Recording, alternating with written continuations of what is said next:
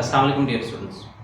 My name is Musa Karim Azimi and you are watching Musa Azimi Education Channel Reviving the Teaching Concepts.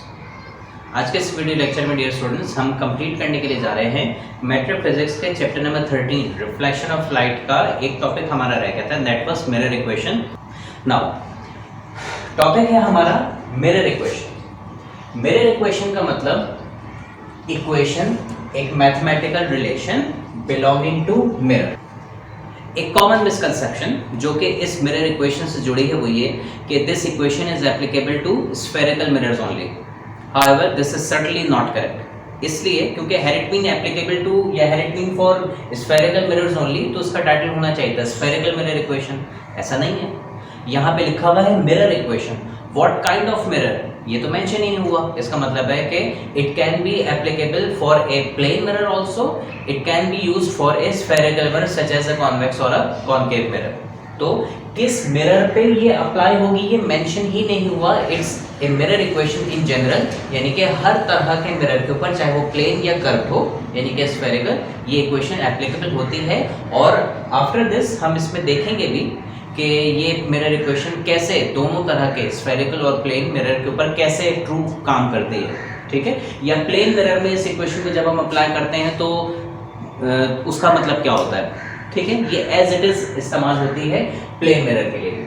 Alright, सबसे पहले sir एक दफ़ा ये देख लें ये इक्वेशन है क्या, उसके बाद फिर हम थोड़ी देर के लिए अपने टॉपिक से हट के एक मैथ्स का ज्योमेट्री का कंसेप्ट है सिमिलर ट्रायंगल्स, उसके बारे में देखेंगे और फिर दोबारा से हम इस इक्वेशन की डेरिवेशन की तरफ आएंगे। तो सबसे पहले तो ये देखें मिरर इक्वेशन है क्या। इक्वेशन फॉर मिरर या तो बात हमें समझ आती है 1/f is equal to 1/p plus 1/q।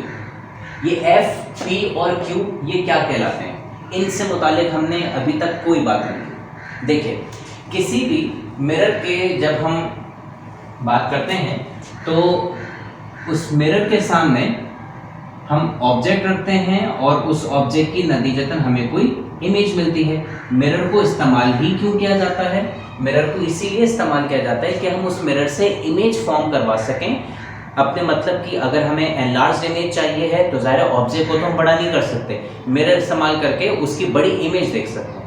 अगर हमें छोटी इमेज चाहिए तो हम ऑब्जेक्ट को छोटा नहीं कर सकते, actual size of the object can not be change, तो हम मिरर इस्तेमाल करके उसकी इमेज को छोटा करके किसी और जगह पे देखने की कोशिश करते हैं जहां हमें उसकी इमेज देखना हम चाहते हैं। अब मिसाल के तौर पे यहाँ मैंने एक ऑब्जेक्ट प्लेस किया, सपोज ये f है ये c है। पहली ray parallel to principal axis और फिर यहाँ से रिफ्लेक्शन के बाद ये प्रिंसिपल फोकस से पास करेगी, इसको हमने ऐसे बना दिया। दूसरी रे हम ले लेते हैं directly incidenting on the pole of the mirror और ये टकराने के बाद उसी एंगल से निकल जाती है जिस एंगल से ये आती है, यानी कि ये एंगल और ये एंगल सेम होंगे। इसको हम कहते हैं एंगल ऑफ इंसिडेंस, इसको हम कहते हैं एंगल ऑफ रिफ्लेक्शन। और ये पॉइंट जहां पे दो लाइट रेज रिफ्लेक्शन के बाद या दो रिफ्लेक्टेड रेज एक दूसरे को इंटरसेक्ट करती हैं वो कहलाती है पोजीशन ऑफ इमेज फॉर्मेशन या पॉइंट ऑफ इमेज फॉर्मेशन, ठीक है। This was focal length of the lens. Now इस ऑब्जेक्ट को अगर मैं कहूं ये है ऑब्जेक्ट ए, ये है ऑब्जेक्ट बी, तो ऑब्जेक्ट के फुट को अगर मैंने ए कहा था तो उस फुट की इमेज को मैं ए डैश और उस हेड की इमेज की पोजीशन को हम बी डैश अगर नाम दें तो ए बी अगर मेरा ऑब्जेक्ट हुआ तो उसकी corresponding image A dash B dash मुझे इस मिरर से मिली, ठीक है। ओके, ये जो ऑब्जेक्ट हमें मिला है सर्टेन साइज का होगा, कुछ ना कुछ साइज होगा, बड़ा या छोटा। Let that size of the object be h o, जिसको हम कहते हैं हाइट ऑफ द ऑब्जेक्ट, और consequently the image we have obtained would also hold some size and let that size of image be hi, height of the image, ठीक है। Now important terms जो कि या इंपॉर्टेंट डिस्टेंसेस जो कि हमें इस मिरर में मिलते हैं और हम इक्वेशन में इस्तेमाल करेंगे, जिनके बारे में हमें बिल्कुल क्लियर होना चाहिए, उनका कंसेप्ट एब्सोल्युटली क्लियर होना चाहिए कि कौन सा डिस्टेंस किस पोजीशन से कहां तक का है, ये हमें याद होना चाहिए। We will be using them a lot तो ये हमें वैसे ही याद हो जाएगा, but for the first time आपको इसको समझना अच्छा चाहिए ताकि it's easier for you to remember that and understand that also. All right, principal focus का फासला क्या हुआ करता था? हमने कहा कि मिरर से प्रिंसिपल फोकस जितना दूर होता है वो प्रिंसिपल फोकस का फासला, ये प्रिंसिपल फोकल की लेंथ जिसको हम फोकल लेंथ कहते हैं, ठीक है। This focal length is what it is actually the distance between the mirror, और ये पॉइंट मिरर का कौन सा होता है? पोल। तो मिरर के पोल से, सेंटर से फोकस तक का फासला, प्रिंसिपल फोकस तक का फासला, इसको हम प्रिंसिपल फोकस का फासला यानी कि प्रिंसिपल फोकस की length, also called the focal length, small f कहेंगे। तो what is focal length? Length of principal focus. और प्रिंसिपल फोकस क्या है? मिरर से लेके इस पॉइंट तक का, प्रिंसिपल फोकस तक का जो डिस्टेंस बनता है, that distance is called length of principal focus from the mirror, focal length, ठीक है। अच्छा, दूसरा इंपॉर्टेंट डिस्टेंस, ऑब्जेक्ट का मिरर से फासला, ठीक है। ये फोकल लेंथ हमें क्या बताता है? फोकल लेंथ हमें बताता है मिरर कितने दूर कन्वर्ज करेगा या कितने नजदीक कन्वर्ज करेगा, ठीक है। और ये ऑब्जेक्ट हमें क्या बताता है? ये ऑब्जेक्ट मिरर से कितने फासले पर रखा हुआ है। तो ऑब्जेक्ट का मिरर से जितना भी फासला होता है, और मिरर में भी जो फासला होता है वो कहाँ से होता है? वो मिरर के सेंटर, जिसको हम पोल से कहते हैं। तो ऑब्जेक्ट से मिरर तक का फासला, ऑब्जेक्ट का फासला, इसको हम स्मॉल पी ऑब्जेक्ट डिस्टेंस कहते हैं। फोकस का मिरर से फासला, फोकल लेंथ, ऑब्जेक्ट का मिरर से फासला, ऑब्जेक्ट का डिस्टेंस। ऑब्जेक्ट की लेंथ नहीं कहते क्योंकि वो कंफ्यूज हो सकते हैं हम साइज ऑफ द ऑब्जेक्ट से, तो हम उसको ऑब्जेक्ट डिस्टेंस कहते हैं, ठीक है। तो P इज व्हाट? F को हमने कहा F is the focal length, small p जिसको हम कहते हैं ये है ऑब्जेक्ट डिस्टेंस, जिसको हम एक्चुअली पोजीशन ऑफ ऑब्जेक्ट भी कहते हैं, ठीक है। Obviously distance of the object from what? From the mirror, from the pole of the mirror in fact, ठीक है। इस ऑब्जेक्ट की मिरर ने कहीं ना कहीं इमेज बनाई होगी, वो इमेज हमें जो मिली, वो इमेज जितने फासले पे मिली, लेट दैट फासला बी इमेज का फासला, जिसको हम अगर ऑब्जेक्ट के फासले को p कह रहे हैं तो उसको q कह देंगे, ठीक है। कुछ बुक्स में ऑब्जेक्ट के फासले को u कहेंगे तो u के बाद आता है v, ऑब्जेक्ट के बाद बनेगी इमेज तो u के बाद वो v हो जाएगा। तो कहीं ऑब्जेक्ट डिस्टेंस को u और इमेज डिस्टेंस को v कहा जाता है, हमारे कोर्स में ऑब्जेक्ट डिस्टेंस को p, इमेज डिस्टेंस को q कहा जाता है। ये नॉमेनक्लेचर, ये सिंबल्स हमारे अपने दस्तरस में है, हम अपनी मर्जी से इसको ए बी कह सकते हैं, एक्स वाई कह सकते हैं, it can be anything, you can label them as you want. तो बुक में जो फॉलो किया गया है कन्वेंशन, ऑब्जेक्ट डिस्टेंस के लिए p, इमेज डिस्टेंस के लिए q, ठीक है। ये इंपॉर्टेंट टर्म्स हैं। और q क्या करेगा? अगर ऑब्जेक्ट से मिरर तक का फासला ऑब्जेक्ट डिस्टेंस, तो इमेज से मिरर तक का फासला इमेज डिस्टेंस कहलाएगा, या यूं उल्टा पढ़ लीजिए, ऑब्जेक्ट से प्रिंसिपल फोकस तक का, सॉरी, मिरर से फोकस तक का फासला फोकल लेंथ, मिरर से ऑब्जेक्ट तक का फासला ऑब्जेक्ट डिस्टेंस, मिरर से इमेज तक का फासला इमेज डिस्टेंस या इमेज की पोजीशन। तो Q is termed as the image distance or the position of image from the mirror of course pole of the mirror, ठीक है। तो ये कुछ इंपॉर्टेंट टर्म्स हैं जो कि हम इस्तेमाल करेंगे, सही है। हमने HOHI पढ़ा, height of object, height of image, ये भी हम लिख लेते हैं यहाँ पे, हाइट ऑफ ऑब्जेक्ट, हाइट भी कहते हैं इसको, साइज भी कहते हैं, साइज ऑफ ऑब्जेक्ट, और HI हाइट या साइज ऑफ इमेज, ठीक है। और FPQ ये हमने पढ़ लिया। दोबारा से, F क्या होता है? प्रिंसिपल फोकस का मिरर से फासला। P क्या होता है? ऑब्जेक्ट का मिरर से फासला, ऑब्जेक्ट डिस्टेंस, ये पोजीशन ऑफ ऑब्जेक्ट। Q क्या होता है? इमेज का मिरर से फासला, ये इमेज डिस्टेंस, जिसको हम position of image from the mirror भी कहते हैं। HI H0 height of I है, तो इमेज के लिए, O है तो ऑब्जेक्ट के लिए हो जाएगा, ठीक है।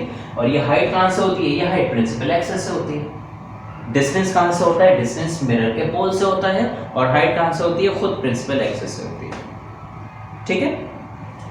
चले, इस लिहाज से नोइंग दीज टर्म्स, अब जरा इस रिलेशन को देखें। ये रिलेशन या मिरर इक्वेशन को अगर हम डिफाइन करना चाहें तो ये क्या लिखा हुआ है, 1/f। Mathematically we pronounce it as the reciprocal of f, ठीक है। रेसिप्रोकल ऑफ f यानी कि reciprocal of focal length equal to 1/b object distance का रेसिप्रोकल और इमेज डिस्टेंस का रेसिप्रोकल। और तो यहां से हमें समझ में आया किसी भी ऑब्जेक्ट की फोकल लेंथ अगर हमें पता हो तो हम मैथमेटिकली ये प्रेडिक्ट कर सकते हैं कि उसका ऑब्जेक्ट अगर किसी खास फासले पर रखा जाए तो इमेज कितनी दूर बनेगी और कैसी बनेगी, ठीक है। तो किसी भी ऑब्जेक्ट की बनने वाली इमेज का उस मिरर के साथ एक मैथमेटिकल रिलेशन बनता है।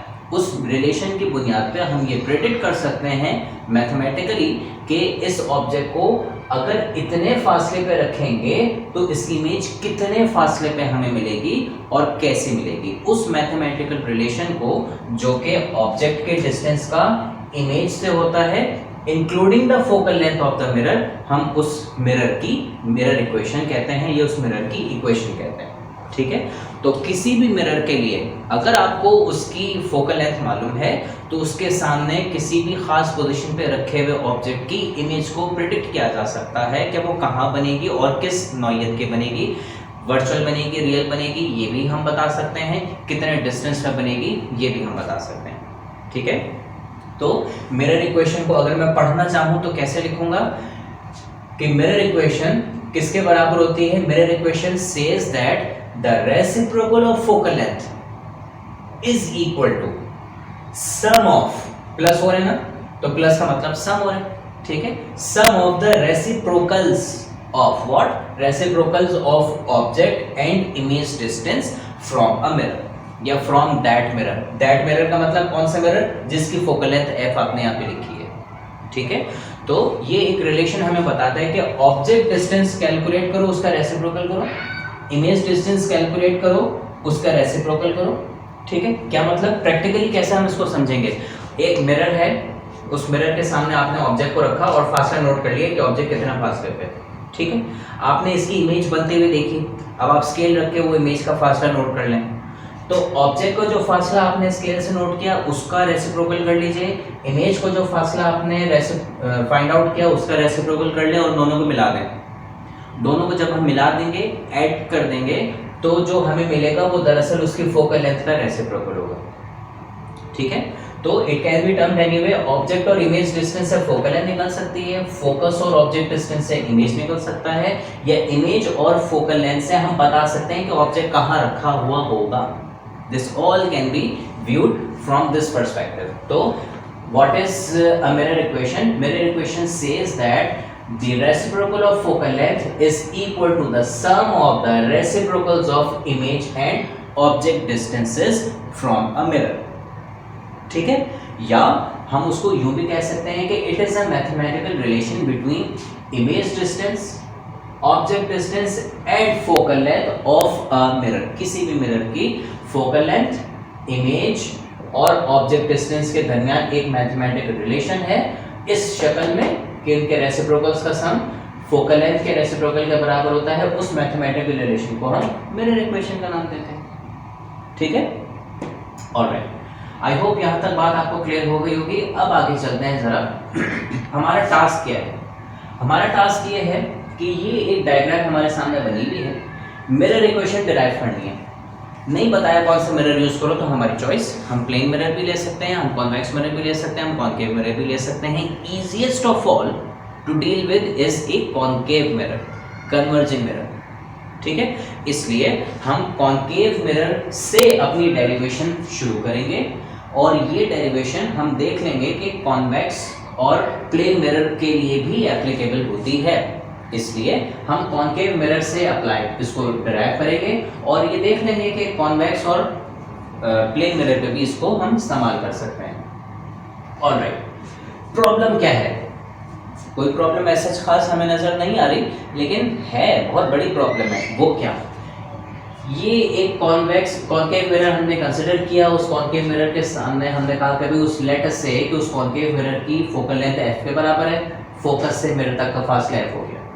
उसके सामने हमने एक ऑब्जेक्ट रखा AB नाम का, जिसकी कुछ न कुछ हाइट h0 होगी, एग्जैक्टली ऐसे ही जैसे यहाँ हमने देखा। वो AB नाम का ऑब्जेक्ट मिरर से कितने फासले पे था, उसको मैंने ऑब्जेक्ट का फासला p का नाम दे दिया। मिरर के सामने ऑब्जेक्ट रखेंगे तो मिरर उसकी कोई ना कोई इमेज बनाएगा। लेट्स से उस AB ऑब्जेक्ट की मिरर ने इमेज बना दी a', जो भी साइज होगा इमेज का, उस साइज को हमने hi का नाम दे दिया, ठीक है। और जितना भी फासला उस इमेज का मिरर से होगा उसको हमने q का नाम दे दिया। ये एक इजाफी चीज है जिसको मैंने यहाँ पे लिखा हुआ है, that I will explain letter, जब हम ये डेरिवेशन कर रहे होंगे। तो फिलहाल f, p और q किसी भी कॉन्वेक्स कॉन्केव मिरर के सामने जिसकी फोकल लेंथ f है, हमने यहाँ पे लिख दिया ऑब्जेक्ट का साइज ho और इमेज का साइज hi, ठीक है। प्रॉब्लम क्या है? सबसे बड़ी प्रॉब्लम जो हमें यहाँ पे नजर आ रही है कि ऑल वी नो या all we are given is a diagram, that's it. उस डायग्राम से मुझे इक्वेशन बनानी है, ये वाली। कहाँ से लेके आऊँगा इक्वेशन? डायग्राम से इक्वेशन बनाने के लिए मैं क्या काम करूं कि यहाँ पे इक्वल टू को निशान करके कुछ लेफ्ट साइड कुछ राइट साइड मिल जाए। यहाँ ऐसी कोई चीज़ है रिलेटेबल? ड्रॉ करने की हद तक तो चलो ठीक है सही, लेकिन मैं आपसे कहूँ कि इससे इक्वेशन बना दो, तो ये बड़ा मसला है। अब मैं इससे इक्वेशन कैसे बनाऊंगा? कोई ऐसी चीज़ हो जिसका रिलेशन मुझे पता हो टू स्टार्ट विद, तो वहाँ से पहले हम इक्वल टू लेके आएंगे। यहाँ पे तो कहीं इक्वल टू का निशान कहाँ है हमें तो पता ही नहीं चल रहा। It's not a mathematical equation, it's a geometrical diagram. तो डायग्राम से equation banana, formula banana, how is that possible? ठीक है, ये बड़ा एक प्रॉब्लम है। इस प्रॉब्लम को सबसे पहले हल करना बताया इब्नुल हैशम ने, जो कि एक मुस्लिम साइंसदान है। नॉट मेनी पीपल नो या not many people tell us this कि किसी भी डायग्राम से इक्वेशन बना लेना या हर एक्सपेरिमेंट का कोई ना कोई मैथमेटिकल इक्विवेलेंट होता है। किसी भी डायग्राम से हम इक्वेशन बना सकते हैं। ये डायग्राम से इक्वेशन बनाने का तरीका हमें सबसे पहले इब्नुल हैशम ने बताया कि आप ऐसे भी कर सकते हैं, और फिर पता चला कि मैथ्स के ज़रिए भी चीज़ों को जांचा या एनालाइज किया जा सकता है या प्रेडिक्ट किया जा सकता है, ठीक है। तो अब देखते हैं कि कैसे इस डायग्राम से हम इक्वेशन बना सकते हैं, या कैसे या किस तरह से इस डायग्राम से हम वो एलिमेंट्स ढूंढें कि जिसके ज़रिए हम कोई इक्वल टू करके कोई चीज़ को इक्वेशन हासिल कर लें, और फिर उसको एनालाइज करें या उसको हम थोड़ा प्लस माइनस करें, सॉल्व करें, सिंप्लीफाई करें, और फाइनली ये शक्ल लेके आ जाए, ठीक है। So it's pretty hard to see at this instant कि ये चीज़ें एफ पी क्यू नज़र तो आ रहा है, but how to transform this diagram into this form of an equation, that is to be sorted out, ठीक है। ओके, तो अब थोड़ी देर के लिए हम इसको यहीं पर रखते हैं और कुछ आगे चलते हैं। हम ट्राइंगल्स के बारे में भी काफ़ी कुछ जानते हैं। ट्राइंगल्स के बारे में हम क्या कुछ जानते हैं? हम ये जानते हैं कि एक ट्राइंगल का मतलब 3 एंगल से मिलकर बनने वाली फिगर होती है, और उस फिगर का कंप्लीट जो टोटल एंगल बन रहा होता है तीनों वर्टिसेस को मिला के, that is equal to 180 degrees, ठीक है। ट्राइंगल में 6 चीज़ें होती हैं फाइंड आउट करने के लिए, या 6 चीज़ें हैं जिनसे मिलकर ट्राइंगल बनता है। उसमें 3 एंगल्स होते हैं और 3 साइड्स होती हैं। एंगल्स के एतबार से ट्राइंगल की 3 types, acute triangle, right triangle और ऑब्ट्यूज ट्राइंगल। साइड्स की लेंथ के एतबार से भी ट्राइंगल के 3 टाइप्स, जिसको हम कहते हैं इक्विलैटरल ट्राइंगल, आइसोसेलेस ट्राइंगल और स्केलिन ट्राइंगल, ठीक है। इन तमाम ट्राइंगल्स में राइट एंगल को ज़रा ज़्यादा अहमियत हम देते हैं। क्यों? क्योंकि हमने ये चैप्टर नंबर 5 में पढ़ा है वेक्टर्स में कि right angle triangles are suppose to be those triangles जिन पे ट्रिग्नोमेट्रिक रेशियोज अप्लाई करना सबसे ज़्यादा आसान होता है, ठीक है। तो इसलिए हम राइट एंगल्स को और ज़्यादा अहमियत देते हैं, और फिर हमने राइट एंगल ट्राइंगल में ट्रिग्नोमेट्री अप्लाई करने के लिए, पाइथागोरस थ्योरम अप्लाई करने के लिए हमने पढ़ा था कि उसमें परपेंडिकुलर होता है, उसमें बेस होता है और उसमें हाइपोटेन्यूज होता है। And how to name them या लेबल देम, किसको परपेंडिकुलर, बेस और हाइपोटेन्यूज कहेंगे, दैट वी नो। ओके, अब ट्राइंगल्स के बारे में कुछ बातें हमें और पता होती हैं, सही है, और उनमें ये है कि हमने दो ट्राइंगल्स की अगर हम बात करें, मैं अपने एग्जाम्पल के लिए दो राइट एंगल ट्राइंगल की बात कर रहा हूँ पर्पसफुली। सपोज ये दो राइट एंगल ट्राइंगल हमने कंसिडर किए, इस एक राइट एंगल ट्राइंगल को मैं ए बी सी कह रहा हूं और दूसरा राइट एंगल ट्राइंगल मैंने लिया दैट इज ऑल्सो, इसको मैं ए डैश बी डैश और सी डैश का नाम दे देता हूं। ये एंगल है 90 का, ये एंगल है 90 का। लेट सपोज इस एंगल को मैं कह देता हूं 30 डिग्रीज और इस एंगल को भी हम मान लेते हैं 30 डिग्रीज। ठीक है। लाओ ट्राइंगल्स के मुतालिक जब दो ट्राइंगल्स के कंपैरिजन की बात आती है तो हम उन ट्राइंगल के कंपैरिजंस में देखते हैं कि क्या ये इक्वल हैं या नहीं है, आर दे इक्वल और डिफरेंट फ्रॉम ईच अदर। तो हमें उसमें ये बातें पता है कि इक्वल या कॉन्ग्रुएंट ट्राइंगल्स अगर होते हैं तो उसकी इक्वालिटी को प्रूव करने के लिए सॉरी उसकी इक्वालिटी को प्रूव करने के लिए मुख्तलिफ चीजें। इक्वल ट्राइंगल का मतलब इक्वल इन ऑल रिस्पेक्ट, यानी कि equal in sides, equal in angles. ठीक है। और दो ट्राइंगल्स इक्वल हैं इसको प्रूव करने के लिए हमारे पास तीन पोस्टुलेट्स होते हैं। एक को हम कहते हैं साइड एंगल साइड पोस्टुलेट, एक को हम कहते हैं एंगल साइड एंगल पोस्टुलेट, और एक को हम कहते हैं साइड साइड साइड पोस्टुलेट। ये तीन पोस्टुलेट्स अगर फुलफिल हो रहे हों तो हम कहते हैं जो दो ट्राइंगल्स में ये तीन पोस्टुलेट्स में से कोई सा भी एक फुलफिल हो, अगर दो साइड और एंगल इक्वल है दोनों का, अगर कोई से दो एंगल और एक साइड या तीनों साइड्स अगर इक्वल हैं तो हम कहेंगे ये ट्राइंगल्स कैसे हैं, इक्वल ट्राइंगल्स हैं। ठीक है। ओके। नाउ एक और कंडीशन होती है जिसे हम कहते हैं similar triangles. Without going into further details of this, क्योंकि ये अभी हमें रिक्वायर्ड नहीं है, हम सिमिलर ट्राइंगल्स के ऊपर आते हैं।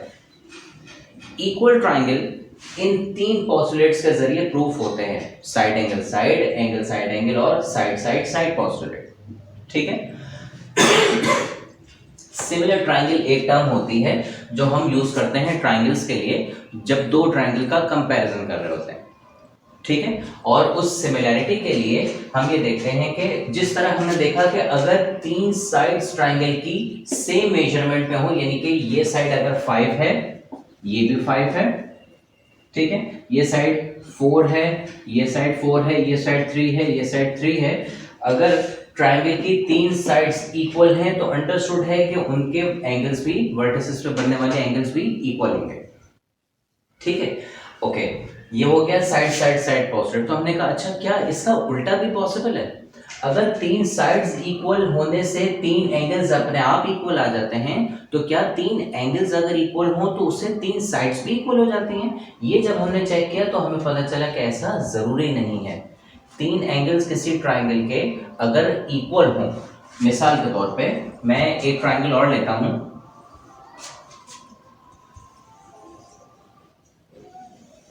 इस तरह से, ठीक है, इसको मैं कह देता हूं XYZ। XYZ में इस साइड को मैं ले लेता हूं सपोज 6, इस साइड को मैं ले लेता हूं 8 and let this be equal to 10 centimetres. ठीक है।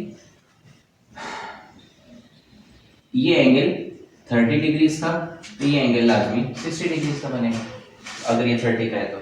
ठीक है। तो हमने इन दोनों को चेक किया और हमने कहा कि इस ट्राइंगल में भी ऐसी मेजरमेंट से 30, 90 और 60 की मेजरमेंट से एक ट्राइंगल बनाना पॉसिबल है, और इसमें भी 30, 90 और 60 की मेजरमेंट से एक ट्राइंगल बनाना पॉसिबल है, लेकिन ये मेजरमेंट्स के साथ साइड्स सेम हो ऐसा जरूरी नहीं है। सेम हो भी सकती हैं और नहीं भी हो सकती, यानी कि इट्स नॉट नेसेसरी कि अगर तीन एंगल्स इक्वल हो तो तीन साइड्स अपने आप इक्वल आए। तीन साइड्स इक्वल हो, एंगल अपने आप इक्वल आते हैं, ऐसा हमने हर दफा देखा, लेकिन तीन सेम एंगल की वैल्यूज पे मुख्तलिफ साइड्स से बनने वाले मुख्तलिफ साइजेस के ट्राइंगल्स हमने बनते देखे। तो हमने कहा साइड साइड साइड पोस्टुलेट अगर ट्राइंगल्स को इक्वल कर देता है तो एंगल एंगल और एंगल कंपैरिजन में जरूरी नहीं है कि साइड्स भी इक्वल आ जाएं। हाँ, लेकिन ये इस लिहाज से सिमिलर होंगे इस लिहाज से एक दूसरे से मिलते जुलते होंगे, या इनमें क्या बात कॉमन होगी कि तीनों के एंगल सेम है। ठीक है, ये एक चीज हमने देखी। तो हमने देखा कि अगर तीनों ट्राइंगल्स के दो ट्राइंगल्स के कंपैरिजन में तीनों एंगल सेम आए तो उनकी साइड्स सेम आना जरूरी नहीं है, सेम हो भी सकती हैं, डिफरेंट भी हो सकती हैं। लेकिन अगर गौर करें इन पे और इन पे, तो हमें ये नजर आ रहा है कि 4 है, 8 है, 3 है, 6 है, 5 है, 10 है, ये कॉमन मल्टीपल से डील हो रहे हैं। यानी कि ये साइड, ये ट्राइंगल जितना है, ये मेजरमेंट के एतबार से उसका दुगना नजर आ रहा है। ठीक है, ये 3 है तो ये 3 2 ज़ा, ये 4 है तो ये 4 2 ज़ा, ये 5 है तो ये 5 2 ज़ा। 3 टाइम्स भी हो सकता है, 4 टाइम्स भी हो सकता है। ठीक है, तो हमने जब ये चेक किया मुख्तलिफ एक्सपेरिमेंट्स करके, या यूं कहें कि मुख्तलिफ डायग्राम्स ड्रॉ करके, हमने मुख्तलिफ ट्राइंगल्स मेजरमेंट के मुख्तलिफ साइड्स की मेजरमेंट वाले हमने ट्राइंगल बनाए सेम एंगल रख के। अगेन जब हमने ये चेक किया कि सेम एंगल से मुख्तलिफ साइजेस के ट्राइंगल्स हमने बना के देखे, यानी कि मुख्तलिफ लेंथ्स के ट्राइंगल्स हमने बना के देखे, तो सारे ट्राइंगल्स में हमें एक बात कॉमन नजर आई। क्या? कि अगर किसी दो पेयर ऑफ सिमिलर ट्राइंगल्स में, ये और ये ले लीजिए, ये और ये ले लीजिए, एक ही बात है। ठीक है, अगर किसी दो पेयर ऑफ सिमिलर ट्राइंगल्स में लेबल करने के बाद आप परपेंडिकुलर, ये राइट एंगल ट्राइंगल इसलिए मैं परपेंडिकुलर बेस हाइपोटेन्यूज बना देता हूँ, जरूरी नहीं है राइट एंगल ट्राइंगल हो। तो अगर किसी भी दो ट्राइंगल के सिमिलर ट्राइंगल्स के कंपैरिजन की हम बात करें, तो उनकी जो कॉरेस्पॉन्डिंग साइड्स आती हैं, कॉरेस्पॉन्डिंग साइड का मतलब एग्जाम्पल के तौर पे ये राइट एंगल ट्राइंगल था, तो इसका परपेंडिकुलर अपॉन बेस का जो आंसर आता है, ठीक है, वो इसके परपेंडिकुलर अपॉन बेस के बराबर आएगा। कॉरेस्पॉन्डिंग साइड का मतलब अगर इसका परपेंडिकुलर है तो उसकी कॉरेस्पॉन्डिंग, इसकी सिमिलर पोजीशन वाली साइड यहाँ कौन सी होगी? यहाँ का परपेंडिकुलर।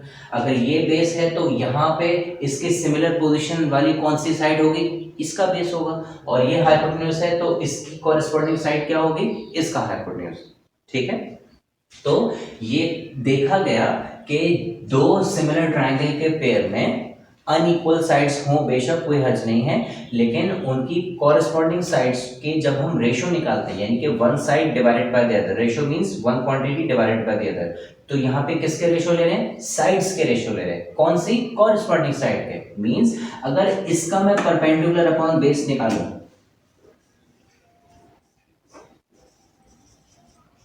तो वो दूसरे वाले ट्राइंगल के परपेंडिकुलर अपॉन बेस के बराबर आएगा। यानी कि जो आंसर इसके परपेंडिकुलर अपॉन बेस का आएगा, वही आंसर इसके परपेंडिकुलर अपॉन बेस का भी आएगा। लाजमी ऑर्डर सेम होना चाहिए। अगर ये आप परपेंडिकुलर डिवाइडेड बाय बेस कर रहे हैं तो ऐसा ना हो कि इसको बेस डिवाइडेड बाय परपेंडिकुलर करके कहें देखें आंसर सेम नहीं आ रहा। जिस ऑर्डर में साइड्स के रेशो आप यहाँ ले रहे हैं, उसी ऑर्डर में साइड्स के रेशो अगर आप यहाँ लेंगे तो you will always get the same result, दोनों के रेशो सेम आएंगे। यहाँ हम ट्राई करके देख लेते हैं। मिसाल के तौर पे हमारे हिसाब से थीटा ये, तो थीटा के ऑपोजिट साइड ये हो गई परपेंडिकुलर, ठीक है, और ये हो गई base. This will be the hypotenuse of course, largest side of the triangle. इसी हिसाब से हमने यहाँ 30 मेंशन किया, तो 30 के सामने ये साइड हो गई हमारी परपेंडिकुलर, ये हो गई हमारी 90 का एंगल बनाने वाली बेस, और जो बच गई साइड हमारी 90 के ऑपोजिट हाइपोटेन्यूज हो गई। तो इसका ये चीज यहाँ पे भी कर सकते हैं। तो इसका परपेंडिकुलर अपॉन बेस अगर हम करके देखें तो दिस विल बी 8/6। 8/6 का मतलब 4 जा और 2 3 जा, तो आंसर बन जाएगा 4/3। और इसका परपेंडिकुलर अपॉन बेस देखें 4/3 ही आ। दोबारा अगर इसका बेस अपॉन हाइपोटेन्यूज करके देखें, इसका बेस अपॉन हाइपोटेन्यूज करके देखें तो बेस अपॉन हाइपोटेन्यूज यानी कि 6/10, 6/10 आंसर बन जाएगा 2 3 जा 6, 2 5 जा 10, 3/5। इसका बेस अपॉन हाइपोटेन्यूज देखें 3/5 आ रहा है। आप कोई से भी दो साइड्स का रेशियो निकाल के देखें सिमिलर ट्रायंगल में, वो रेशियो हमेशा इक्वल आएगा। Now this is a very काम की information. And why is this information very काम की? बिकॉज यहाँ पे हमें दो सिमिलर ट्रायंगल्स ही सही, डायग्राम की मदद से एक इक्वेशन मिल रही है कि इसका रेशो और इसका रेशो बीच में इक्वल का निशान बन जाएगा, यानी कि perpendicular upon base is equal to इसका परपेंडिकुलर अपॉन बेस। तो हमें डायग्राम के जरिए इक्वल टू की शक्ल में यानी कि इक्वेशन मिल रही है, वो इक्वेशन अगर हमें मिल जाए तो उस इक्वेशन से हम अपनी इस प्रॉब्लम से कम स्टार्ट तो कर सकते हैं। यहाँ हमें प्रॉब्लम नहीं थी, डायग्राम है, मैं इक्वेशन कहाँ से लेके आऊं? So here it is. ये हमें एक तरीकेकार मिल रहा है कि समहाउ अगर हम यहाँ सिमिलर ट्राइंगल ढूंढ लें तो इक्वेशन अपने आप निकल आएगी। कोई सी दो कॉरेस्पॉन्डिंग साइड्स के रेशियोज को कंपेयर करके इक्वेट करके हम एक इक्वेशन हासिल कर सकते हैं, और जब इक्वेशन आ जाएगी तो सॉल्व करके शक्ल भी ला सकेंगे। ठीक है, ऑलराइट, सो फार सो गुड। अब यहाँ पे हम ये देखना है कि सिमिलर ट्राइंगल मिलेंगे कहाँ कहाँ। सिमिलर ट्राइंगल्स की खास बात क्या होती है? सिमिलर ट्राइंगल्स की खास बात ये होती है कि सिमिलर ट्राइंगल्स में तीनों एंगल्स इक्वल होते हैं। ठीक है, जहां राइट एंगल ट्राइंगल आ जाए वहां हमारे लिए और आसानी हो जाती है कि पता है एक एंगल 90 का है, एक एंगल 90 का है। तो कहां सिमिलर ट्राइंगल्स होंगे ढूंढने के लिए हमें तीनों एंगल्स को पहले डी रख के चेक करना पड़ेगा कि ये तीन एंगल्स हमारे सेम हैं कि नहीं है। अगर सेम है तो सिमिलर होगा, अदरवाइज नहीं होगा। लेकिन अगर राइट एंगल ट्राइंगल आ जाए तो it makes things easier for us, because right angle triangle में हम जानते हैं एटलीस्ट तीन में से एक एंगल तो हमें मेजर करने की जरूरत नहीं है, और वो कौन सा होगा? 90 डिग्री वाला होगा। अब बात बची दो एंगल्स के ऊपर, या तो ये वाला या तो ये वाला। ठीक है, तो यहाँ कुछ हमारे थ्योरम्स काम आते हैं जो हम जानते हैं, हमने पहले भी पढ़ा हुआ है ये, कि अगर दो लाइंस एक दूसरे को ऐसे इंटरसेक्ट करती हैं, दो लाइंस अगर एक दूसरे को इंटरसेक्ट करती हैं तो ये जो एंगल्स बन रहे होते हैं ये एंगल्स हमेशा इक्वल होते हैं। तो जहां कहीं पे भी लाइन का इंटरसेक्शन हमें मिलेगा, जहां कहीं पे भी हमें दो लाइंस का इंटरसेक्शन मिलेगा, वहां हम जानते हैं कि इक्वल एंगल्स बन रहे होंगे। Now imagine we are getting close to what we are required of. Imagine ये एक राइट एंगल ट्राइंगल है, इमेजिन ये एक राइट एंगल ट्राइंगल है। ठीक है, दिखने में दोनों इक्वल तो नहीं है लेकिन सिमिलर जरूर है। कैसे मालूम? एक एंगल इसका 90 का, एक एंगल इसका 90 का, राइट एंगल से हमें ये तो पता चल गया। ऑलराइट, दो एंगल्स बचे। एक यहाँ इंटरसेक्शन की वजह से एक पेयर ऑफ एंगल हमें जो यहाँ मिल रहा है ये हम जानते हैं कि ये इक्वल होता है। ठीक है, तो इसका मतलब ये हुआ कि इंटरसेक्शन पे मिलने वाले एंगल्स इक्वल हो गए, और पुराना 90 तो पहले दोनों में सेम था, तो तीन में से अब दो एंगल इक्वल हो गए, एक बचा। जब दो एंगल सेम है तो तीसरा अपने आप सेम आएगा। कैसे मालूम? उसको आप 180 में से माइनस करा के दोनों को देखें, सेम आंसर बनेगा। अगर ये 30 है ये 90 है तो 90 प्लस 30 का आंसर 120, तो 180 में से माइनस कराएं 120 को, ये 60 आएगा। और अगर ये 30 है तो डेफिनेटली ये भी 30 होगा क्योंकि इंटरसेक्शन है दो लाइंस का। अच्छा, ये 30 है ये 90 है, तो इसका भी आंसर 120 बनेगा, दोनों का सम। जब 120 बनेगा तो 180 में से सब्ट्रैक्ट करके इसका आंसर भी 60 बनेगा। तो ये भी तीन सेम एंगल्स और ये भी तीन सेम एंगल्स दोनों में, तो ये पेयर ऑफ सिमिलर ट्राइंगल्स हमें मिल जाएगा। Once we get this pair of similar triangle तो फिर हम इजीली वहां पे इक्वेशन इंट्रोड्यूस करवा सकते हैं और उसको फिर फॉर्मुलेट करके या सिंप्लीफाई करके इस शक्ल में मिला सकते हैं। अगेन एक बार और, सिमिलर ट्राइंगल हमें मिल जाएगा, इक्वेशन हमें मिल जाएगी, फाइन। कहां से ढूंढेंगे सिमिलर ट्राइंगल? उसकी एक टिप। अगर राइट एंगल ट्राइंगल, अगर की बात इसलिए मैं कर रहा हूं क्योंकि यहाँ ज्यादातर आप देखें ये लाइन बनी हुई है, ये लाइन बनी हुई है, तो we are dealing with right angle triangles. ठीक है, यहाँ पे हमें नजर आ रहा है कि ये राइट एंगल ट्राइंगल बन रहा है। तो राइट एंगल ट्राइंगल अगर बन जाता है तो सिमिलर ट्राइंगल को ढूंढना थोड़ा सा और आसान हो जाता है, इन द सेंस के राइट एंगल ट्राइंगल में हम जानते हैं कि तीन में से सिमिलर ट्राइंगल ढूंढने के लिए तीनों एंगल्स सेम होने चाहिए। तो हम डी रख के तो नहीं देखते फिरेंगे, लेकिन हम फिर भी उसके बगैर भी काम चला सकते हैं, provided we have similar triangle, provided we have right triangles. कैसे? राइट ट्राइंगल में तीन में से एक एंगल तो मालूम करने की जरूरत ही नहीं है और वो होगा 90 डिग्री वाला। तो दो राइट एंगल ट्राइंगल के पेयर की अगर हम बात करें तो एक एंगल हमारा 90 का होगा, तो तीन में से एक एंगल बच गया, बाकी बचे दो। अब उन दोनों में से हम ये देखते हैं कि जहां इंटरसेक्शन हो रहा होता है दो लाइंस का, वहां पे जो एंगल्स ये बन रहे होते हैं, ठीक है, ये एंगल्स कैसे होते हैं, हमेशा कॉन्ग्रुएंट यानी कि इक्वल होते हैं। ये हमने मैट्रिक के थ्योरम में भी है आपके, ठीक है, और पहले क्लासेस में भी ज्योमेट्री में पढ़ाया जाता है कि जब इंटरसेक्शन ऑफ टू लाइन्स हमें मिलता है तो जो दो एंगल्स बन रहे होते हैं आमने सामने, ये वाले जो एंगल्स होते हैं they are always equal in measurement. तो एक एंगल पहले 90 का था, एक एंगल इंटरसेक्शन पे इक्वल हमें मिल गया, तीसरा एंगल अपने आप इक्वल आ जाएगा। So here lies the crux, क्या इस पूरी डायग्राम में in order to find a pair of similar triangles ढूंढिए कहां इंटरसेक्शन हो रहा है। 90 तो हमें खुद ब खुद दिख जाएगा, दूसरा एंगल अगर हमें मिल गया तो हम सिमिलर ट्राइंगल ढूंढ लेंगे। वो दूसरा जो सबसे इंपॉर्टेंट एंगल है वो कहां हमें देखना है, जहां इंटरसेक्शन हो रहा होगा। जहां इंटरसेक्शन हो रहा होगा वहां पे हमें इक्वल ट्राइंगल मिल जाएगा। 90 पहले से हमारे पास मौजूद होगा ट्राइंगल, राइट ट्राइंगल में, तो हम उसमें तीसरा एंगल भी इक्वल अंडरस्टैंड करते हैं, तीसरा ट्राइंगल भी हम इक्वल समझ के उसको pair of similar triangle consider कर सकते हैं, कर लेंगे, ठीक है। तो इस पूरी डायग्राम में इंपॉर्टेंट काम हमें क्या करना है, हमें इंटरसेक्शन ढूंढना है। Once we find the intersection तो समझ जाएंगे कि बाकी फिर हमारे पास राइट एंगल हमें सिमिलर ट्राइंगल हमें मिल गया, ठीक है। चले अब शुरू करते हैं अपनी डेरिवेशन। तो सबसे पहले डेरिवेशन की जब हम बात करते हैं तो याद रखिएगा डेरिवेशन के 4 स्टेप्स होते हैं। कोई सी भी डेरिवेशन आप करें, किसी भी लेवल पे आप करें, उस पूरी डेरिवेशन के 4 स्टेप्स होते हैं। सबसे पहला स्टेप किसी भी डेरिवेशन का उसकी डिस्क्रिप्शन होती है या इंट्रोडक्शन कह लें आप, इंट्रोडक्शन कह लें या उसकी डिस्क्रिप्शन कह लें। जो स्टार्टिंग में हम देते हैं कि क्या कंसीडर कर रहे हैं, सिनेरियो क्या बना रहे हैं, ठीक है। उसके बाद उसकी डायग्राम होती है, दैट इज वेरी इंपॉर्टेंट। बगैर डायग्राम के कोई भी डेरिवेशन नहीं होती, सही है, सारी फर्जी बातें लगती हैं। नंबर 3 उसके बाद उसकी कैलकुलेशन वाला पार्ट या सिंप्लीफिकेशन वर्क जो होता है, जिसको हम वर्किंग भी कह सकते हैं।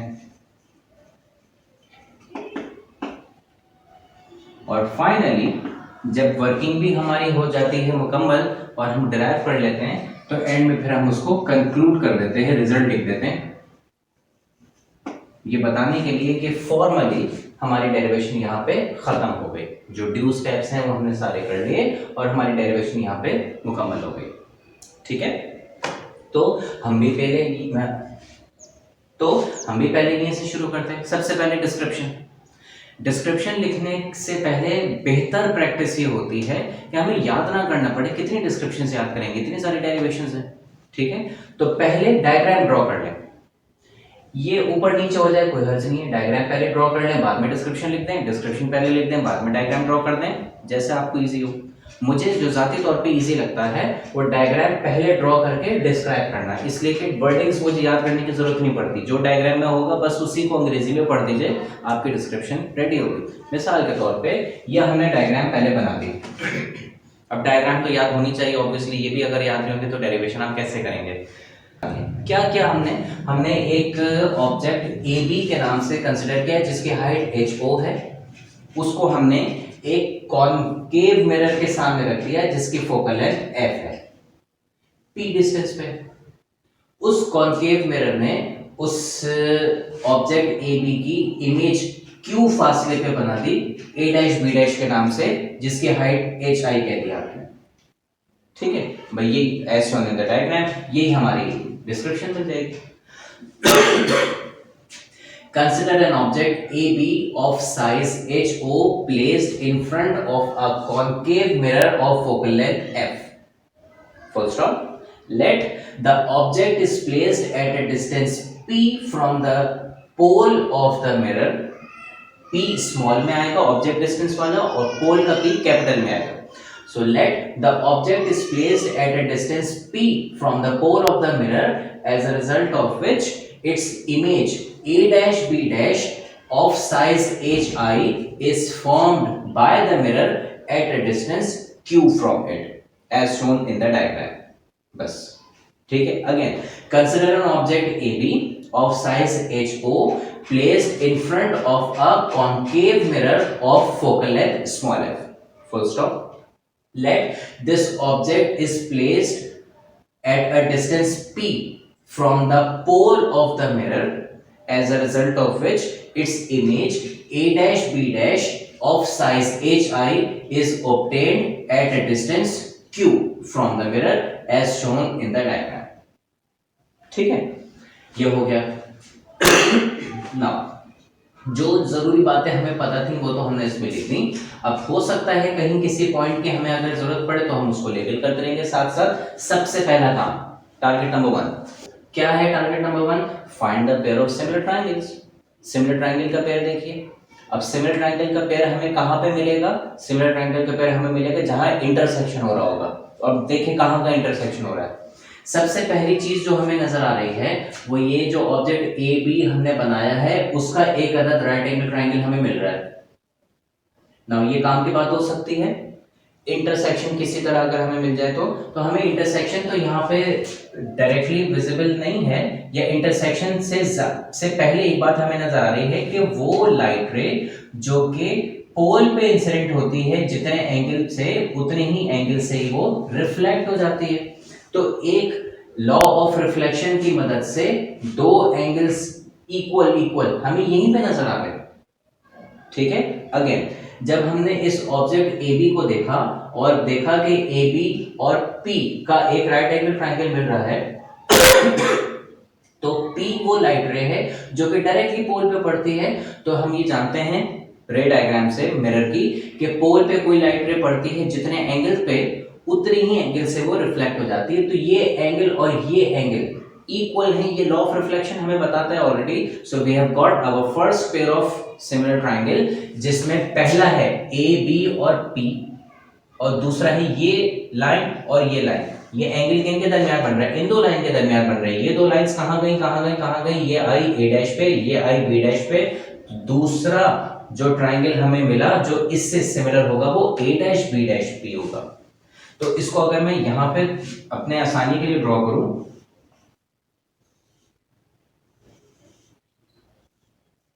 ठीक है, और ये ऐसे बना हुआ है. ठीक है, ये बन गया P, ये हो गया पॉइंट A, ये हो गया B, ये हो गया A डैश, ये हो गया B डैश. ठीक है, ये दोनों एंगल्स सेम हैं. तो हमने कहा पहला सिमिलर ट्रायंगल का पेयर हमें जो मिला कौन से मिला? APB. और दूसरा कौन सा मिला? A dash P B dash. और अगर ये सिमिलर ट्रायंगल्स हैं तो हम इनकी कॉरस्पॉन्डिंग साइड्स के रेशियोज को इक्वेट कर सकते हैं. आई होप ये बात आपको समझ आ रही होगी. दोबारा से देख लेते हैं. हमने कहा कि लॉ ऑफ रिफ्लेक्शन से हमें ये समझ में आया कि जितना एंगल ये उतने एंगल ये. इसका मतलब ये है कि ये वाले में भी एक 90 डिग्री का, ये वाले में भी एक 90 डिग्री का. तो एक 90 का इक्वल हो गया, एक लॉ ऑफ रिफ्लेक्शन से इक्वल हो गया. दो एंगल इक्वल तो तीसरा जरूरत नहीं देखने की, अपने आप इक्वल आ गया. मिल गया हमें पेयर ऑफ सिमिलर ट्रायंगल. कौन सा? ये वाला ट्रायंगल तो हमें मिल ही रहा था. और ये जो एंगल पलट के इसने बनाया है रिफ्लेक्शन के बाद, ये किन दो लाइंस के दरमियान है? इस प्रिंसिपल एक्सिस वाली ब्लू लाइन से और इस पोल से बाहर जाने वाली रिफ्लेक्टेड ग्रीन लाइन से. तो इस लाइन से और इस लाइन से देखें कौन सा ट्रायंगल बन रहा है. जो बनेगा वही हमारा दूसरा सिमिलर ट्रायंगल होगा. ये आगे गया A डैश पे खत्म हुआ, ये आगे गया B डैश पे खत्म हुआ. तो ये हमारा A dash P B dash, ये दूसरा हमारा ट्रायंगल बन गया जिसको हमने यहाँ पे रफली अलग से ड्रॉ कर लिया अपनी आसानी के लिए. ठीक है, तो हम यहाँ पे लिख सकते हैं सिंस या from figure, since triangle APB and triangle A dash P B dash are similar. अगर सिमिलर है तो इससे हमें क्या फायदा? कॉरेस्पॉन्डिंग साइड्स के रेशियोज इक्वल होंगे. ये लिखने की जरूरत नहीं है, डायरेक्टली हम अपना आंसर लिख देंगे. जो रेशियोज कंपेयर करने हैं वो लिख देंगे. थ्योरम बताने की जरूरत नहीं है कि since in a pair of similar triangles, ठीक है, the ratios of their corresponding sides are equal, therefore ये वो वर्डिंग्स लिखने की जरूरत नहीं है, डायरेक्ट इक्वेट करा दीजिए, इक्वेशन लिख दीजिए. लेकिन कॉरस्पॉन्डिंग साइड्स देखते हैं। कॉरस्पॉन्डिंग साइड का मतलब अगर एक का परपेंडिकुलर है तो दूसरे का परपेंडिकुलर, और जहां पहले का बेस लिख रहे हैं वहां पे दूसरे का बेस भी लिखेंगे। तो यहाँ पे देखें जरा, थीटा ये मेंशन हुआ है, थीटा के सामने वाली साइड ये हो जाएगी इसकी परपेंडिकुलर, तो और ये वाली जो साइड बन जाएगी ये इसकी बेस बन जाएगी। ये थीटा है नीचे वाले ट्रायंगल का, तो इसका परपेंडिकुलर ये बन जाएगा, और ये 90 एंगल बनाने वाली साइड ये इसकी बेस बन जाएगी। ठीक है, तो इसका परपेंडिकुलर अपॉन बेस यानी कि ऑब्जेक्ट अपॉन ये वाला एपी, तो इसका परपेंडिकुलर अपॉन बेस ये इमेज का है तो इमेज अपॉन ये वाला फासला। ठीक है, तो मैं ले लेता हूं इसका perpendicular upon base. Perpendicular upon base यानी कि इसका परपेंडिकुलर मैंने लिया एबी, एबी अपॉन बेस, इसकी जो बेस हम ले रहे हैं दैट इज एपी। मैं ये वाली साइड नहीं ले रहा, एक खास वजह से नहीं ले रहा जो अभी अभी आपको इस अगले स्टेप में पता चल जाएगा। ठीक है, मैंने A B upon A P ले लिया, तो ये किसके बराबर हो जाएगा, दूसरे वाले ट्रायंगल के परपेंडिकुलर अपॉन बेस के। दूसरे वाले ट्रायंगल का परपेंडिकुलर हमने देखा तो हमें पता चला that is A dash B dash, और देखिए सिमिलर लग रहा है। यहाँ ऑब्जेक्ट है तो यहाँ उसका कॉरेस्पॉन्डिंग कौन है, इमेज। यहाँ ये फासला है, ये इसकी बेस है जो ऑब्जेक्ट से मिरर के बीच वाली है, तो यहाँ इमेज से मिरर के बीच वाली लाइन ये इसका बेस बन जाएगी। So it's very easy to see them. Okay, इसका परपेंडिकुलर अपॉन बेस यानी कि image which is A dash B dash upon image से यहां तक ए डैश पी। ठीक है, और एक सिमिलरिटी देखने का कि अगर पहले वाले ट्रायंगल में ए है तो उसके दूसरे सिमिलर ट्रायंगल में ए की जगह ए डैश हो जाएगा, बी की जगह बी डैश हो जाएगा, पी दोनों में कॉमन ही है। ठीक है, तो अगर यहाँ ए डैश है तो उसकी दूसरे ट्रायंगल की कॉरेस्पॉन्डिंग साइड क्या होगी, ए की जगह ए डैश, बी की जगह बी डैश। ये ए पी है तो दूसरे वाले की कॉरेस्पॉन्डिंग साइड ए पी, तो ए पी के कॉरेस्पॉन्डिंग ए डैश पी हो जाएगा। ठीक है, ओके। ए बी के मुतालिक हम कुछ और जानते हैं, वह है क्या कि ये जो ए बी है इसको हमने क्या नाम दिया है, एच ओ। तो ए बी की जगह पे मैंने लिख दिया H O upon A P की जगह पे हम क्या जानते हैं, ए से लेके पी तक का फासला एक्चुअली ये ऑब्जेक्ट का मिरर से फासला है जिसको हम ऑब्जेक्ट डिस्टेंस स्मॉल पी कहते हैं। ये आ गया equal to as it is होता है। A dash P A dash B dash के मुताबिक भी हम जानते हैं कि ए डैश और बी डैश का मतलब क्या है, एच आई। तो जहां ए डैश बी डैश नजर आए उसकी जगह पे हम एच आई लिख देते हैं, और जहां ए डैश पी नजर आए उसकी जगह पे ए डैश से लेके पी तक का फासला this is what, this is equal to small Q.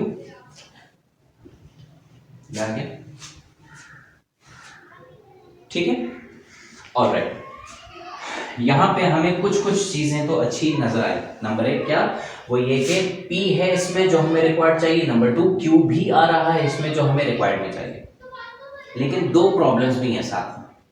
क्या, नंबर वन F नहीं है जो हमें रिक्वायर्ड इक्वेशन में चाहिए है, इसमें F नहीं है, तो पहला काम F लेके आओ। दूसरी प्रॉब्लम HO HI आ रहे हैं जो हमें रिक्वायर्ड इक्वेशन में नहीं चाहिए। तो इस इक्वेशन में दो चीजें हमें ऐसी नजर आई जो हमें चाहिए हैं P और Q, दो चीजें ऐसी नजर आई जो हमें नहीं चाहिए HI और HO। तो हमने कहा ठीक है, जो चाहिए उनको अलग, जो नहीं चाहिए उनको अलग कर लो। तो हमने कहा ठीक है सही है, इस HI को मैं यहाँ इस P को इधर क्रॉस मल्टीप्लाई करा देते हैं, तो ये बन जाएगा HO अपॉन HI। आप उसको उल्टा भी कर सकते हैं, O को इधर भेज दें, Q को इधर भेज दें। ठीक है, एक ही बात, तो कोई फर्क नहीं पड़ता।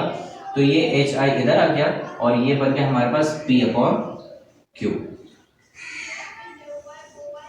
इसको मैं कह देता हूं इक्वेशन नंबर 1, इसलिए क्योंकि ये इक्वेशन आधी हमारे काम की है, आधी इसमें अभी गुंजाइश बाकी है। ये हटेगा और इसकी जगह पे F आएगा, ये दो काम हमें करना है। इसका मतलब क्या हुआ, इसका मतलब ये हुआ कि हमारा काम अभी मुकम्मल नहीं हुआ। We will again have to find another pair of similar triangles। ठीक है, दोबारा लग जाएं खोजने। हमने कहा था ढूंढे कहाँ पे, जहां इंटरसेक्शन हो रहा हो। तो एक इंटरसेक्शन तो स्ट्रेट अवे हमें F पे नजर आ रहा है, वाजे वाजे ये लाइन जा रही है। तो इसका मतलब ये हुआ कि एक एंगल ये बनेगा, एक एंगल ये बनेगा। ठीक है, तो ये जो हमें एंगल्स मिल रहे हैं ये दोनों वैल्यू इक्वल होगी। अब देखते हैं ये आगे कहां जा रहा है, ये आगे जा रहा है यहाँ पे बी डैश ए डैश और फिर यहाँ पे, यानी कि ये हमें मिला। मैं इसको अगर यहाँ पे ऐसे ड्रॉ करूं,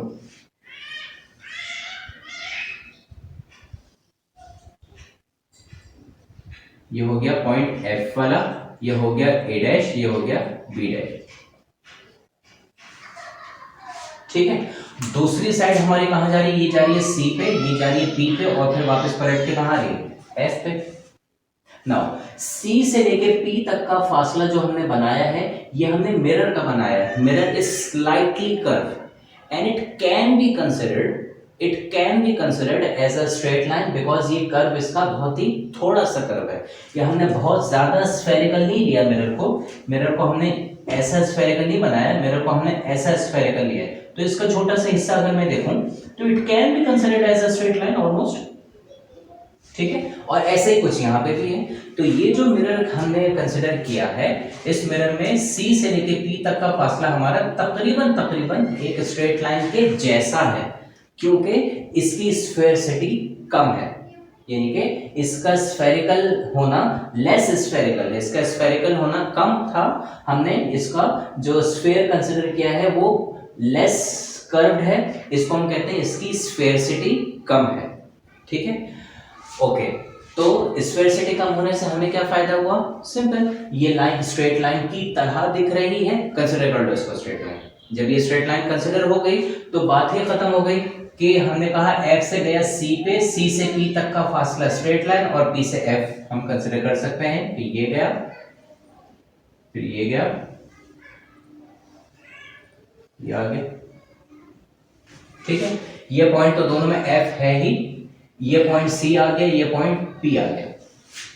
ये एंगल दोनों में सेम, हमने पहले कहा था ये 90 का एंगल, ये 90 का एंगल, दूसरा एंगल भी इक्वल आ गया, तीसरा अपने आप इक्वल हो गया, मिल गया हमें दूसरा pair of similar triangle. Now we hope कि इस सिमिलर ट्रायंगल से हमारे दोनों काम हो जाए, स्मॉल f फोकल लेंथ भी आ जाए और HIHO निकल भी जाए। सो लेट अस सी। अब जरा यही पे इसको हम देख लेते हैं, बल्कि पहले यहाँ पे ऑल्सो सिंस ये कौन से दो ट्रायंगल हैं। अच्छा, हम कोशिश ये करते हैं कि जो इंक्लूडेड एंगल होता है या जो मेन एंगल जिसको हम कहना चाहें, कह सकते हैं अपने समझने के लिए कि मेन एंगल जिसके बिहाफ पे हम अपना परपेंडिकुलर बेस हाइपोटेन्यूज बता रहे होते हैं, या मेन एंगल जो हम मेंशन करके जिसके अकॉर्डिंगली ट्रायंगल की मेजरमेंट या लेवलिंग हम करते हैं उसको सेंटर में रखें। इंक्लूडेड एंगल होता है वो दोनों साइड्स के बीच में या सेंटर में इंक्लूड किया जाता है। लिखने का तरीका यह है कि हमारा एंगल उतने पे बन रहा होगा। ठीक है, तो हमारा एंगल यहाँ पे F पे बन रहा है, तो हम इसको B dash F A dash भी लिख सकते हैं, या अल्फाबेटिकली A पहले आता है तो A dash F B dash लिख लेते हैं। ठीक, ऐसे ही जैसे हमने यहाँ पे किया था, हमने A B P नहीं लिखा था, A के बाद P जहां एंगल और फिर वापस B। दूसरे में भी ऐसे ही किया था, A डैश के बाद P और फिर B डैश, A डैश से निकले P वर्टेक्स जिस पे एंगल बन रहा था और फिर वहां से B डैश। ठीक है, ये तरीके का है। तो यहाँ पे भी हम बता देते हैं A dash F B dash, A dash F B dash and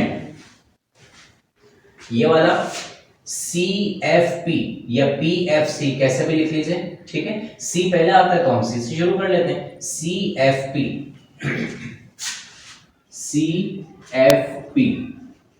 are similar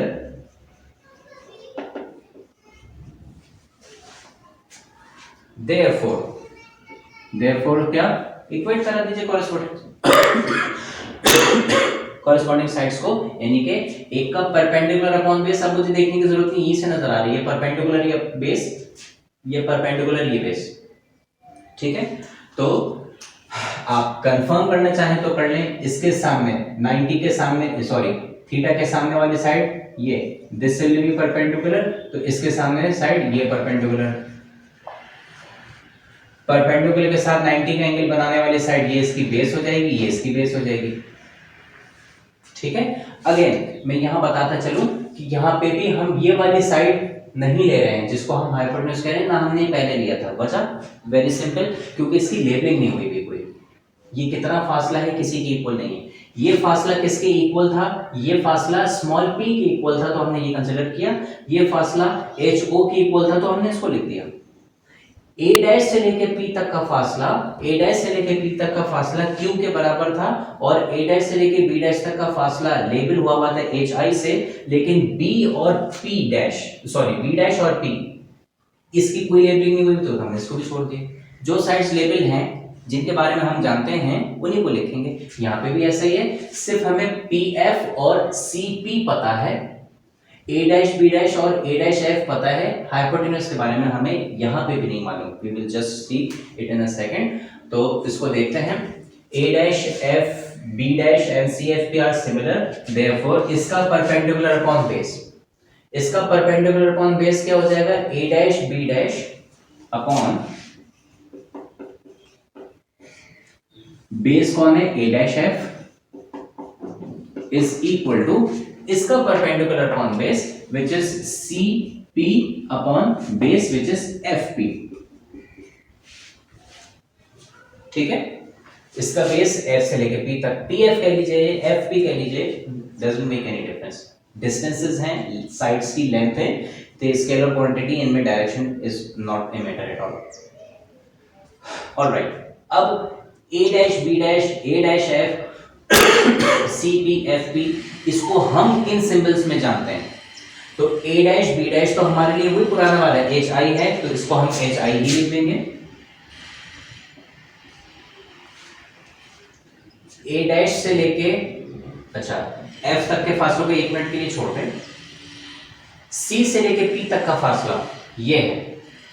ये फासला, जब हमने कहा कि C से P तक का फासला एक स्ट्रेट लाइन कंसीडर की जा सकती है, तो C से लेके P तक का फासला कहां से बन रहा है? C आ रहा है स्ट्रेट स्ट्रेट B से, P आ रहा है स्ट्रेट स्ट्रेट A से, तो C से लेके P तक का फासला A से लेके B तक के फासले यानी कि HO के बराबर होगा। ठीक है, और इस CP की जगह पे मैंने HO लिख दिया। ठीक है, कैसे लिख दिया? आप इसको लिख सकते हैं अपनी याद दहानी के लिए, since CP is equal to AB is equal to HO, या अपॉन F से लेके P तक का फासला, F से लेके P तक का फासला फोकल लेंथ। ठीक है, तो इसकी जगह पे हमने फोकल लेंथ स्मॉल f लिख दिया, और फाइनली A डैश से लेके F तक का फासला, यहां तक का फासला। देखिए, हमें मालूम था A डैश से लेके P तक का फासला जो कि Q है, लेकिन ये हमें नहीं चाहिए। हमें चाहिए A डैश से लेके F तक का फासला जो P से पहले आ रहा है। तो इस फासले में से, जो कि A डैश से लेके, इसको मैं कहूं अलग से, ये हो गया A डैश, ये हो गया P, pole of the mirror. इस फासले को हमने कहा ये हो गया Q। हमने कहा हमें इतना नहीं चाहिए, ये पॉइंट है F, ये चाहिए। F से लेके P तक का फासला हम जानते हैं ये स्मॉल f फोकल लेंथ के बराबर है, तो हमें ये चाहिए ही नहीं, ये हटा देते हैं, यानी कि Q में से इतना फासला F हटा देते हैं। तो ये जो फासला हमें मिलेगा, ये जो बच गया हमारे पास, ये क्या हो गया? टोटल फासला Q में से छोटा वाला फासला F हटा दे तो ये हमारे पास बच जाएगा। ये पूरा फासला हमें पता था A से लेके, A डैश से लेके P तक का, that was equal to Q। ठीक है, इसमें से हमने कहा कि हमें यहां तक का फासला चाहिए, ये वाला फासला नहीं चाहिए, इसको हटा दो। हमने कहा इसको हटाने के लिए क्या मतलब हुआ? इसको हटाने का मतलब ये हुआ कि F हटा दो, तो Q में से F हटा दो, Q में से F माइनस करा दो, तो हमारे पास जो बच गया A डैश से लेके F तक का फासला, that is Q minus F। ठीक है, तो A डैश F की जगह पे हमने लिख दिया Q minus F। Now things are going good for us. एक इक्वेशन जिसमें PQ पहले से हमें चाहिए था, दूसरी इक्वेशन जिसमें F हमें चाहिए था वो F आ रहा है, और HI HO नहीं चाहिए थे, तो हमने कहा ठीक है, इसमें भी कुछ ऐसी टर्म्स हैं, कुछ ऐसे पोजीशंस हैं या कुछ ऐसी चीजें हैं जो हमें चाहिए हैं, कुछ ऐसी जो हमें नहीं चाहिए। तो जो चाहिए हैं वो Q F P वाली चीजें हैं, ये तीन चीजें P F Q। तो ये Q और F वाली चीजों को एक जगह कर देते हैं जो हमें चाहिए हैं, HI HO को एक जगह कर देते हैं जो हमें नहीं चाहिए। ठीक है, तो हम क्या करते हैं, हम इसको इस तरफ भेज देते हैं, ये बन जाएगा F upon Q minus F which is equal to H O upon H I. इसको मैं कह देता हूं इक्वेशन नंबर 2। ठीक है, मैं इसको यहां और इसको यहां क्यों नहीं भेजा? मैंने एक वजह से नहीं भेजा, क्योंकि यहाँ पे ऑलरेडी मेरे पास जो रेशो निकला हुआ था किस शक्ल में निकला होता है, H O upon H I. अगर मैं इस एच ओ को इधर भेज देता और क्यू माइनस एफ इधर चला जाता तो ये जो आंसर आता है ये एच आई अपॉन एच होता। तो मैं उसको डायरेक्टली कंपेयर नहीं करा सकता, फिर मुझे एक स्टेप और करना पड़ता, पलटना पड़ता, रेसिप्रोकेट करना पड़ता, क्योंकि जो हमें रिप्लेस करना है वो H O upon H I है, हमारे पास एच आई अपॉन एच हो रहा है, तो एक स्टेप बढ़ जाता हमारा, इसलिए मैंने उसको यहीं पे कर लिया। अपनी मैथमेटिकल बसीरत को इस्तेमाल करते हुए ये रेशो मैंने यहीं पे सेपरेट कर लिया, जिस फॉर्म में यहाँ हमें मालूम है। Alright, without further मैसिंग up with this, हम ये करते हैं कि जो हमें नहीं चाहिए है H O upon H I, H O upon H I, ये भी उसके बराबर है, ये भी उसको बराबर है, इक्वेट कराइए और आपके पास इक्वेशन बन जाएगी। ये भी ratio H O upon H I के बराबर है, इक्वेशन 2 वाला, ये भी ratio H O upon H I के बराबर है, इक्वेशन 1 वाला, तो दोनों इक्वल है। तो हम दोनों को कंपेयर करा लेते हैं। तो यहाँ पे मैं लिख रहा हूँ कंपेयरिंग इक्वेशंस 1 and 2।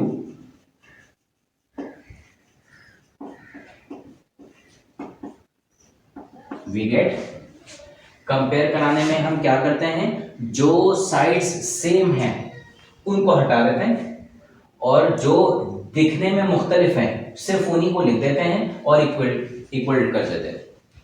यानी कि एच ओ एच आई को हम हटा देंगे, सिर्फ क्या लिखा जाएगा यहाँ पे पी क्यू, और यहाँ क्या लिखा जाएगा F upon Q minus F. Therefore ये आ गया हमारे पास P upon Q which is equal to, ये आ गया हमारे पास F upon Q minus F. ठीक है, अब आगे क्या करें? अब सिर्फ सिंप्लीफिकेशन का काम है और हम ये देख रहे हैं कि ये जो हमारे पास फॉर्म है, एक इक्वेशन है जो हमें यहाँ चाहिए थी, इसमें सिर्फ 3 ही टर्म्स आ रही हैं, P, Q और F, जो हमें रिक्वायर्ड में भी चाहिए P, Q और F। Now all we need to do is to rearrange them. ठीक है, या थोड़ा बहुत सिंप्लीफाई हम इसको करें और रीअरेंज करके ये वाली फॉर्म लेके आ जाएं। डन, हो गया काम हमारा। ठीक है, तो अपनी आसानी के लिए सबसे पहले मैं क्या कर रहा हूं, मैं इनको क्रॉस मल्टीप्लाई कर रहा हूं, तो ये बन जाएगा Q माइनस एफ, ये इधर चला गया, यहाँ P पहले से मौजूद है और ये Q इधर आ गया, ये Q और F ये बन गया। ठीक है, क्योंकि रिक्वायर्ड इक्वेशन में मुझे प्लस का निशान चाहिए है, लिहाजा मैं इस माइनस के निशान को खत्म करने की कोशिश करूंगा। उसके लिए मुझे सबसे पहले ब्रैकेट ओपन करना पड़ेगा और फिर माइनस वाली चीज को उधर भेजना पड़ेगा। ऐसे ही कर लेते हैं, ये बन जाएगा Q into P minus F into P equal to Q into F. इस माइनस वाले टर्म को उधर हम भेज दें, तो this will be Q into P which is equal to Q into F plus F into P. सही,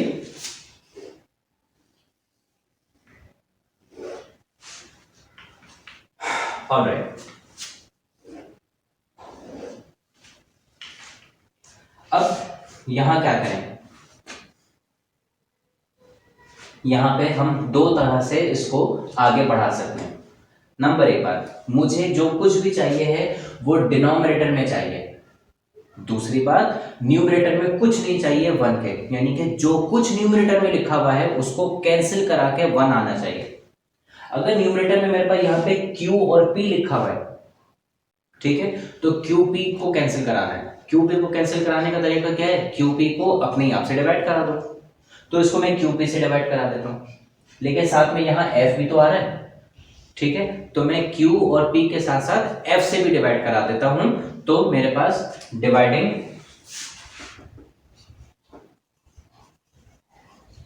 both sides by P, Q and F क्या हो जाएगा, therefore QP upon PQF equal to QF plus FP, QF plus FP, यह आ गया PQF divided by यह आ गया PQF। क्या है, मैंने क्या क्या होगा, मैंने इस क्यू पी को पी क्यू एफ से डिवाइड कराया equal to Q F plus F P को पी क्यू एफ से डिवाइड करा दिया, ठीक है। और फिर क्या हुआ, अगले स्टेप में मैंने इस एलसीएम को ब्रेक कर दिया, ये चीज यहां लिखी हुई, सही है। अब this makes things very easy for us. Q से Q कैंसिल, P से P कैंसिल, बच गया सिर्फ F। Q से Q कैंसिल, F से F कैंसिल, बच गया सिर्फ P। F से F कैंसिल हो गया, P से P कैंसिल हो गया, यहां रह गया सिर्फ और सिर्फ Q।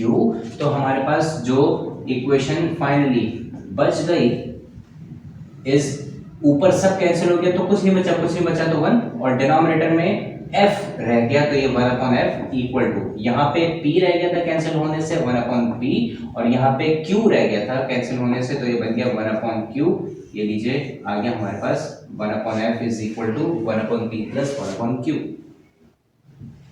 ठीक है। अच्छा, दूसरा तरीका जो हम कह सकते थे वो ये कि, अच्छा चलो मैं पहले इसको कंक्लूड कर लूं, ताकि कंक्लूजन इज वेरी सिंपल। क्या ये इक्वेशन क्या है, मिरर इक्वेशन जो आपको चाहिए थी, this is your conclusion which is the required equation, या the above equation is called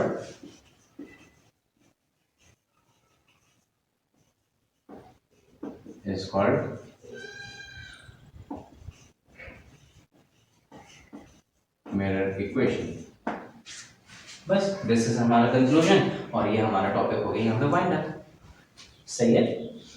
दूसरा तरीका मैं आपको बता रहा था कि अगर आपको ये इजी ना लगे तो आप ये देख लीजिए, जैसी सिंप्लीफिकेशन आपको इजी लगे आप वैसे कीजिए। इन स्टेप्स की कोई मीनिंग नहीं है, बस सिंप्लीफाई सही हो किसी भी तरीके से हो, इससे कोई फर्क नहीं पड़ता, ठीक है। ओके, मुझे यहाँ पे क्या एक चीज अच्छी लगी, मैं ये कर सकता था कि एफ और एफ को यहाँ से मैं कॉमन निकाल सकता था। तो ये हमारे पास लिखा हुआ है Q into P equal to, यहां से मैं F को कॉमन निकाला, F को कॉमन निकाला तो क्या बचा Q प्लस P, ठीक है।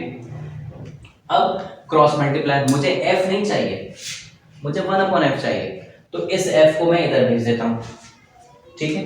इस F को मैं इधर लेके आ जाऊंगा और इस Q और P को मैं इधर लेके आ जाऊंगा, तो ये f हमारे डिनोमिनेटर में यहां आ गया, और ये q प्लस पी न्यूमरेटर का एज इट इज है, इसको मैंने छेड़ा ही नहीं, इस qp को मैं इधर लेके आ गया, ठीक है। तो यहां लिखा हुआ था qp, वो अब चला गया यहां पे, तो यहां पीछे क्या बचा, कुछ भी नहीं बचा, तो हम उसको कैसे शो करेंगे, 1 से शो करेंगे, ठीक है। ओके, तो ये साइड तो हमारी देखें 1/f खुद ब खुद ही बन गई।